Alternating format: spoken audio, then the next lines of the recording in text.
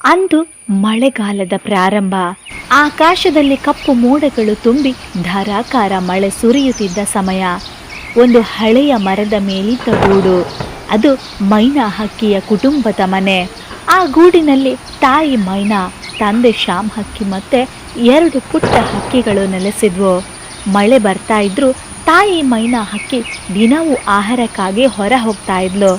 ತಂದೆ ಶ್ಯಾಮ್ ಹಕ್ಕಿ ಗೂಡಿನಲ್ಲಿ ಕುಳಿತು ಮಕ್ಕಳಿಗೆ ಹಾಡು ಹಾಡ್ತಾ ಮಳೆ ಬರುವ ಕತೆಗಳನ್ನು ವಿವರಿಸ್ತಾ ಇದ್ನು. ಒಂದಿನ ಜೋರಾಗಿ ಗಾಳಿ ಬರ್ತಾ ಇತ್ತು. ಗೂಡು ತೂಗ್ತಾ ಇತ್ತು.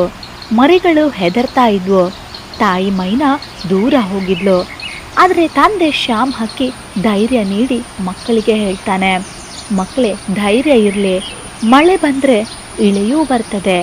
ಅಷ್ಟರಲ್ಲೇ ತಾಯಿ ಮೈನಾ ಬಂದು ಹೊಸ ಹುಳುಗಳು, ಹಣ್ಣುಗಳು, ಆಹಾರಗಳನ್ನು ತಂದು ಎಲ್ರಿಗೂ ಕೊಡ್ತಾಳೆ. ಮಕ್ಕಳ ಮುಖದಲ್ಲಿ ನಗು ಮೂಡಿತು. ಆ ದಿನದ ಮಳೆಯ ನಡುವೆ ಪುಟ್ಟ ಮರಿಗಳು ಮೊದಲ ಬಾರಿಗೆ ಹೊರ ಹಾರೋದಕ್ಕೆ ತಯಾರಾಗಿರ್ತವೆ. ಈ ಕಥೆಯ ಪಾಠ: ಯಾವುದೇ ತೊಂದರೆ ಬಂದರೂ ಕುಟುಂಬ ಒಂದಾಗಿ ಇದ್ದರೆ ಅದು ಸುಲಭವಾಗ್ತದೆ. ಮಳೆಯ ಹನಿ ಹಾಡಾಗಿ, ಗಾಳಿಯ ಸದ್ದು ಆಶಾಕಿರಣವಾಗಿ ಅನ್ನಿಸ್ತದೆ.